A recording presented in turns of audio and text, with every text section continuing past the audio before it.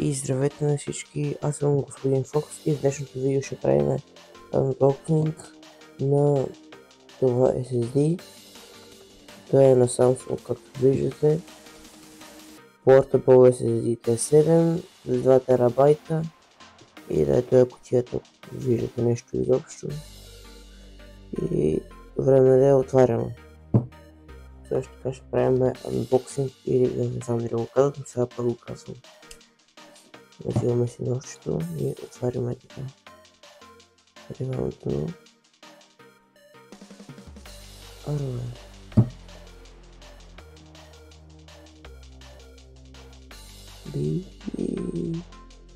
Чисте репинки. Оп. Стана. Прибираме го. Да не се порежа. И отваряме. Както може да видите, елегантно.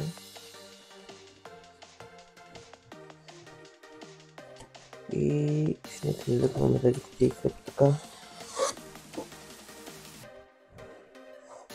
И първото нещо, както винаги ми посреща Samsung. Много кутийка.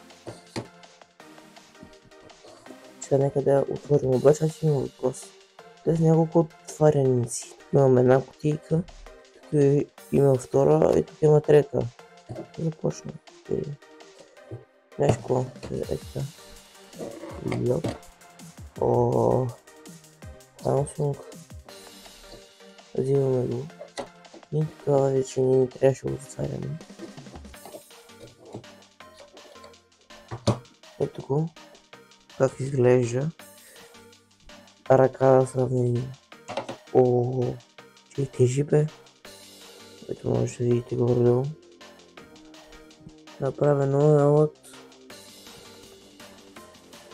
метал, солиден. Усеща се тежко. Ето го ще го остава. И нека сега продължим. Направя съм боксинка, сам това да си го върна. Ето тук.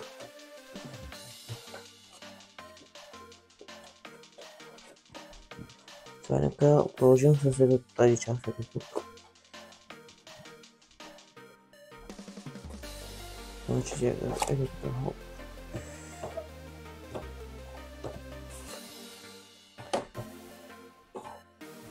Тая кутия няма нищо, ако виждате нещо, оставяме там страни и от тук се разкрива нещо, което е много бонус за едни, за други не, а именно два кабела. Ох, тук малко се използвал тези два кабела, а именно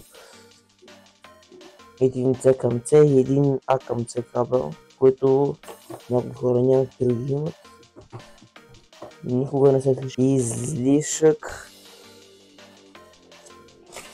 Ето тук виждаме инструкциите, които на мен не ме интересуват много. И така.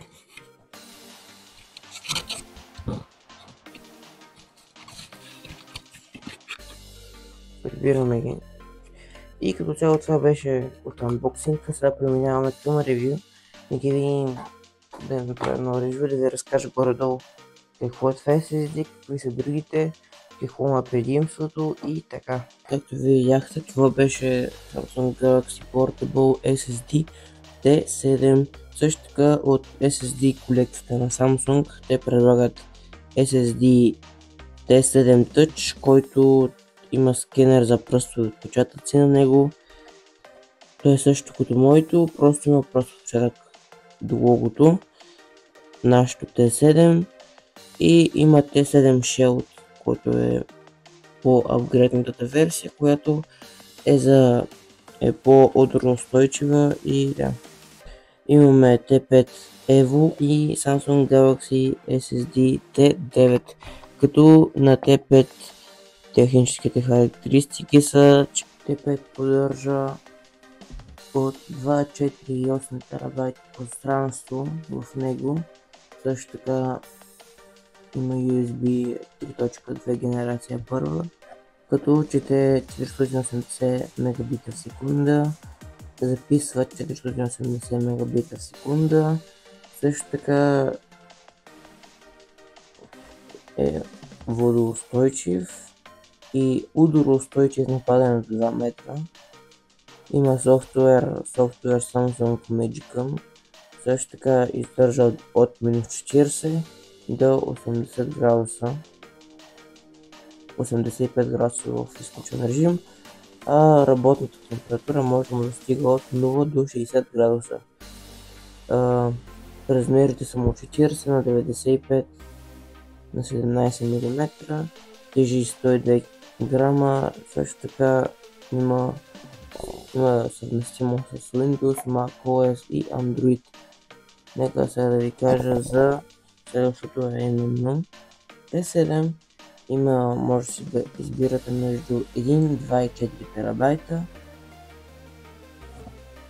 Пространство, също така вече това SSD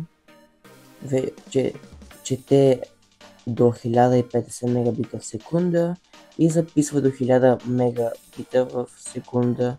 Има пак водоустойчивост и може да го хвърляте от 2 метра, въпреки че аз не бих го правил. Има абсолютно същия софтуер. Това SSD може да го свързвате към компютри, лаптопи, смартфони, таблети, екранни конзоли, смарт TV-та и камери. Пак работната му температура достига от 0 до 60 градуса, температурата му в изключен режим, минус 40 до 85 градуса. Работи с USB 3.2 Gen 2, което е горе-долу по-бързо от T5. Размерите са му 85 на 57 на 8 мм, тежи 72 грама, пак поддържа USB, т.е. пак поддържа Windows, macOS и Android.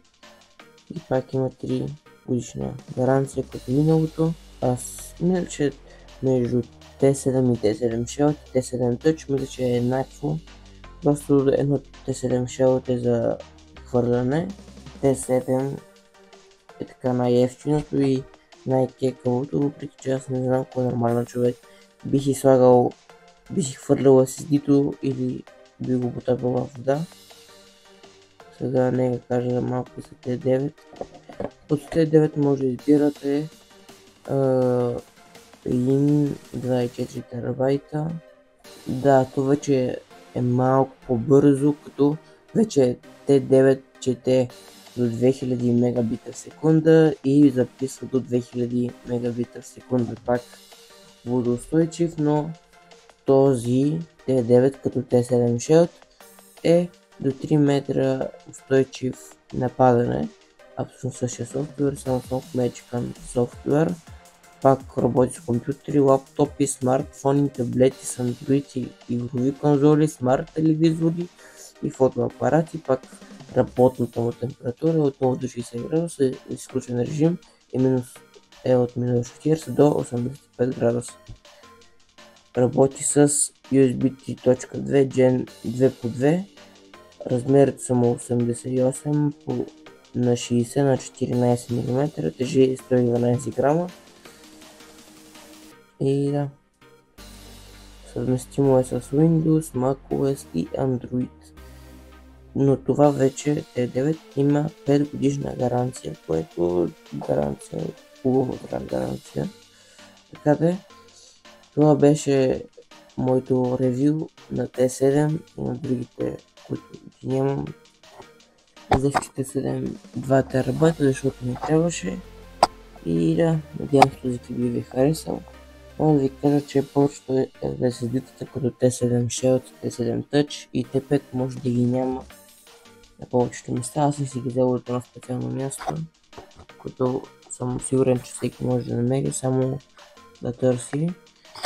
И така, надявам се този клип да ви хареса. Аз бях господин Фокс и следващия път.